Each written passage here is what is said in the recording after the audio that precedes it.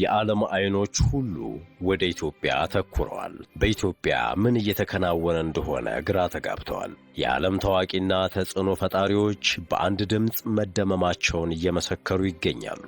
በዓለም አቀፍ ደረጃ ከፍተኛ ተወዳጅነት ያለውና ከ150 ሚሊዮን በላይ ተከታዮች ያሉት አሜሪካዊ ዩቲዩበርና የይዘት ፈጣሪ ዳረን ጄስቲን ዋትኪንስ ጁኒየር ወይም በቅጽል ስሙ አይሾስፒድ በኢትዮጵያ ያደረገውን ጉብኝት በሚሊዮኖች የሚቆጠሩ በመላው ዓለም ያሉ ሰዎች በቀጥታ ተከታትለውታል።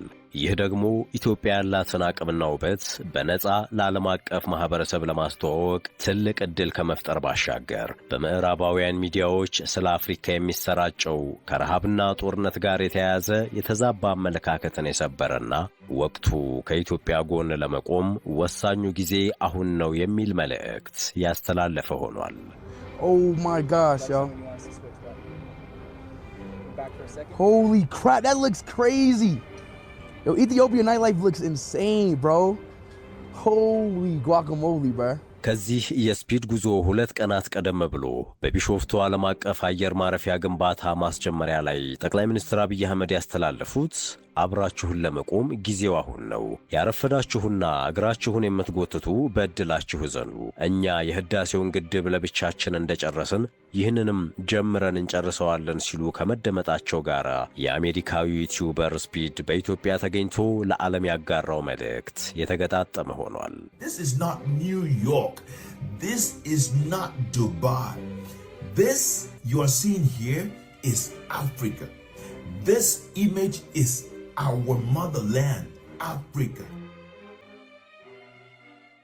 ሰላምና ጤና በያላችሁበት የምድር ዳርቻ ሁሉ የምንመኝላችሁ የመሿለኪያ ቤተሰቦች ለዛሬ በዓለም አቀፍ ደረጃ ከፍተኛ ተወዳጅነት ያለውና ከ150 ሚሊዮን በላይ ተከታዮች ያሉት አሜሪካዊው ዩቲዩበርና የይዘት ፈጣሪ ስፒድ ጉብኝትን መነሻ አድርገን በቅርቡ ወደ ሥራ የገቡትንና በመጠናቀቅ ላይ የሚገኙትን አዲሶቹን የሀገራችንን የቱሪስት መዳረሻ የሆኑ ውብ ሪዞርቶችን ልናስቃኛችሁ ወደናል። ለቻናሉ አዲስ የሆናችሁ ሰብስክራይብ ማድረግን እንዲሁም ቪዲዮውን ላይክ ማድረግና ለወዳጅ ማጋራትን እናስታውሳችሁ።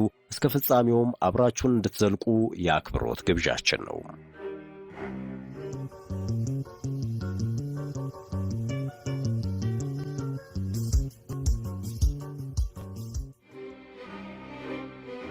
አሁን ላይ ኢትዮጵያ የዝነኛ ተጽዕኖ ፈጣሪ ሰዎች የአይን ማረፊያ እየሆነች ነው። ሰሞኑን የሪስሊንግ ሻምፒዮኑ ኬቨን ሮበርትም ወደ ኢትዮጵያ መጥቶ ጉብኝት አድርጓል። በተለይም ከአዲስ አበባ ባሻገር ወደ ሐረርም ተጉዞ የተለያዩ ነገሮችን ጎብኝቷል። በትላንትናው ዕለት ደግሞ በተለያዩ የማህበራዊ ሚዲያ ገጾች ከ150 ሚሊዮን በላይ ተከታይ ያለው ታዋቂው አሜሪካዊ ዩቲዩበር አይሾስፒድ አዲስ አበባ ገብቷል።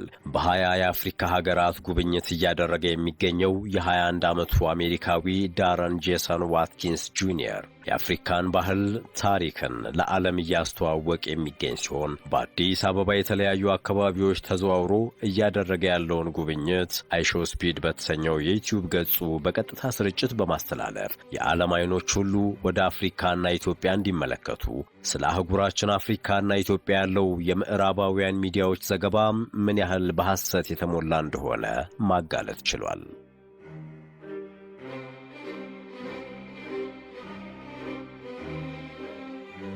በዓለም አቀፍ ደረጃ ከፍተኛ ተወዳጅነት ያለው አሜሪካዊው ዝነኛ ዩቲዩበር አይሾስፒድ በኢትዮጵያ እያደረገ ያለው ጉብኝት ለኢትዮጵያ የቱሪዝም ዘርፍ ያለው ፋይዳ ከፍተኛ ነው። ይህ የስፒድ ጉብኝት ለኢትዮጵያ ገጽታ ግንባታና ለቱሪዝም ዘርፍ ከሚኖሩት ጥቅሞች አንዱ ዓለም አቀፍ ተደራሽነትን መጨመር ነው። ስፒድ በተለያዩ የማህበራዊ ሚዲያ አማራጮች ከ150 ሚሊዮን በላይ ተከታዮች ያሉት ሲሆን ቀጥታ ስርጭቱን ብቻ በመቶ ሺዎች የሚቆጠሩ ሰዎች በአንድ ጊዜ ተመልክተውታል። ይህ ማለት ኢትዮጵያ ያላትን አቅምና ውበት በነፃ ለዓለም አቀፍ ማህበረሰብ ለማስተዋወቅ ትልቅ ዕድል ፈጥሯል። ከዚህ ባሻገር የተሳሳቱ አመለካከቶችን ለመቀየር ወሳኝ አጋጣሚ ነው። ብዙ ጊዜ በምዕራቡ ዓለም ሚዲያዎች ስለ ኢትዮጵያና አፍሪካ የሚሰራጨው ምስል ከረሃብና ከጦርነት ጋር የተያያዘ እንደመሆኑ መጠን ስፒድ አዲስ አበባን ሲጎበኝ ያሳየው ዘመናዊነት፣ የሕንፃዎች ውበትና የከተማዋ ንጽሕና በውጭው ዓለም ያለውን የተዛባ አመለካከት ለመስበር ትልቅ አስተዋጽኦ አለው። ሌላው ትልቁ ጥቅም የወጣቶች ቱሪዝምን ማበረታታቱ ነው። የስፒድ አብዛኞቹ ተከታዮች ወጣቶች በመሆናቸው ኢትዮጵያን እንደ ተመራጭ የጉዞ መዳረሻ እንዲያዩትና ወደፊት እንዲጎበኙት ተነሳሽነት ይፈጥራል። ስፒድ አዲስ አበባ ሲደርስና ከተማዋን መጎብኘት ሲጀምር ዋው! እዚህ ሀገር ሁሉም በጣም ውብ ነው። በአሜሪካ ሚዲያዎች ስለ አፍሪካ የሚነግሩንና እዚህ ያለው እውነታ ፍጹም የተለየ ነው። ከተማዋ እንደ አሜሪካ ወይም እንደ ማንኛውም ያደገ የዓለም ክፍል ዘመናዊ ናት በማለት ነበር አድናቆቱን የገለጸው።